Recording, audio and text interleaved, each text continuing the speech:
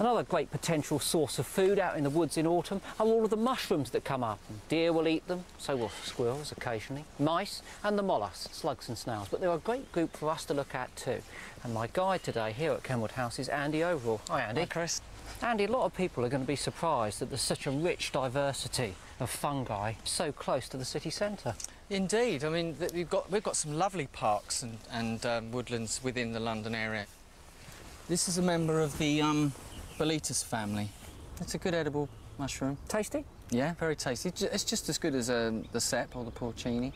I think a lot of people are put off, Andy. You know, 3,000 species, relatively difficult to identify. And of course, as kids, we're told, you know, don't touch fungi, they're all poisonous. Well, I think people should concentrate on various families, one being the boletes. And this one bruises blue, oh, yeah. which helps you identify it. If you rub the pores underneath, it goes green-blue.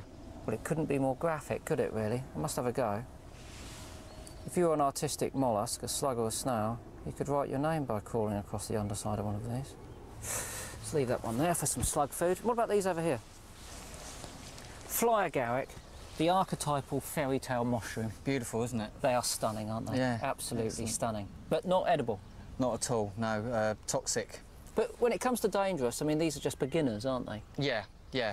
I picked this morning some of these, which are the death cap. Death cap. And they belong to the same family as the fly agaric.